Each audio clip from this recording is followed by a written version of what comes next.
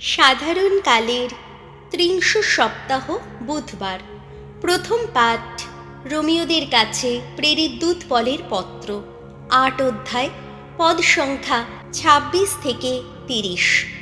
ঈশ্বরকে ভালোবাসে যারা, তিনি তাদের সব কাজে সহায়তা করে তাদের মঙ্গল করেন। প্রিয়জনেরা, আমাদের দুর্বলতায় পবিত্র আত্মা আমাদের সাহায্য করতে এগিয়ে আসেন। কেননা আমরা যথোচিতভাবে প্রার্থনা করতে জানি না, কিন্তু স্বয়ং পবিত্র আত্মা আমাদের হয়ে অনির্বচনীয় আকুলতায় আবেদন জানিয়ে থাকেন। এবং হৃদয়দর্শী ঈশ্বর যিনি, তিনি তো জানেন পবিত্র আত্মার সেই বাসনা কি।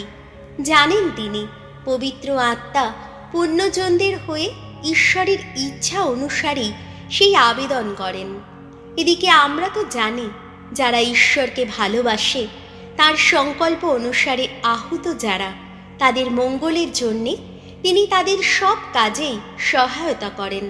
যাদের তিনি আগে থেকেই মনোনীত করেছিলেন, তাদের সম্বন্ধে আগে থেকেই তিনি তো স্থির করেও রেখেছিলেন যে তারা তার আপন পুত্রের যথার্থ প্রতিমূর্তি হয়ে উঠবে, যাতে তার পুত্র বহু ভ্রাতার মধ্যেই প্রথম জাত হতে পারেন। আগে থেকে যাদের সম্বন্ধে তিনি তাই স্থির করেছিলেন, তাদের তিনি আহ্বানও করেছেন, এবং যাদের আহ্বান করেছেন তাদের অন্তরে তিনি ধার্মিকতা ফিরিয়েও এনেছেন, এবং যাদের অন্তরে ধার্মিকতা ফিরিয়ে এনেছেন তাদের তিনি আপন মহিমা দানে মহিমান্বিতও করে তুলেছেন। প্রভুর বাণী, শাম সঙ্গীত, ধুয়ো। প্রভু, তোমার অসীম প্রেমে রেখেছি আমার আশা। ওগো ভগবান, ওগো ঈশ্বর আমার, দেখো, চেয়ে দেখো, সাড়া দাও ডাকে। জাগাও, জাগাও আলো নয়নে আমার, পাছে আমি ঘুমিয়ে পড়ি মৃত্যুর শয়নে। শত্রু পাছে বলে সে এখন পরাজিত করেছে আমায়, আমায় বিচলিত দেখে পাছে উল্লসিত হয় প্রতিপক্ষ আমার। ধুয়ো। প্রভু, তোমার অসীম প্রেমে রেখেছি আমার আশা। আমি কিন্তু তোমার করুণাতেই করেছি নির্ভর। জানি আমি তোমার আশ্রয়ে মুক্তি পেয়ে প্রাণ আমার হবে উল্লসিত। ভগবানকে গান শোনাবো আমি, তিনি তো আমায় কত দয়া করেছেন। ধুয়ো। প্রভু, তোমার অসীম প্রেমে দেখেছি আমার আশা। বাণী বন্দনা।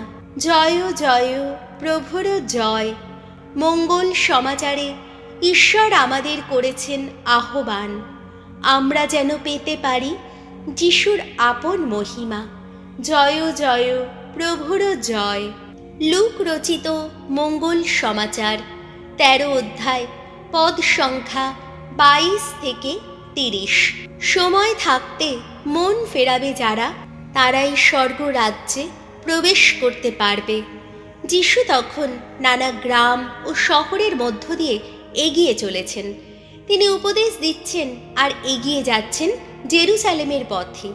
সেই সময় একজন লোক তাকে জিজ্ঞেস করল, শুধু কি অল্প কয়েকজনই পরিত্রাণ পাবে প্রভু? তিনি উত্তর দিলেন, তোমরা সরু দরজাটা দিয়েই ভেতরে যেতে আপ্রাণ চেষ্টা করো, কারণ আমি তোমাদের বলেই রাখছি, অনেকেই ভেতরে যেতে চেষ্টা করবে কিন্তু পারবে না। বাড়ির কর্তা একবার উঠে দরজাটা বন্ধ করে দিলে তোমরা হয়তো তখন বাইরে দাঁড়িয়ে দরজায় ধাক্কা দিতে শুরু করবে আর বলবে, প্রভু একবার খুলে দিন। কিন্তু তিনি উত্তর দেবেন তখন, তোমরা যে কোত্থেকে আসছো তা আমি জানি না। তোমরা তখন বলে উঠবে, কেন?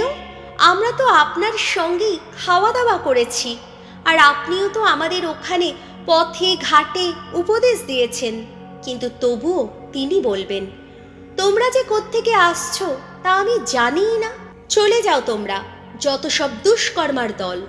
সেই সময় তোমরা যখন দেখতে পাবে আব্রাহাম, ইসায়াক ও যাকব আর সমস্ত প্রবক্তা ঐশ্ব রাজ্যে রয়েছেন, অথচ তোমাদের ফেলে রাখা হয়েছে বাইরে, তখন সেই বাইরে শোনা যাবে শুধু কান্না আর দাঁত ঘষাঘষি। অন্য মানুষেরা তখন পূব ও পশ্চিম থেকে, উত্তর ও দক্ষিণ থেকে এসে ঐশ্য রাজ্যের সেই ভোজ সভায় বসবে। জেনে রাখো, যারা এখন সবার শেষে, তাদের কেউ কেউ সেদিন সবার আগেই আসবে, আর যারা এখন সবার আগে, তাদেরই কেউ কেউ যাবে সবার শেষে। প্রভু যীশু খ্রিস্টের মঙ্গল সমাচার।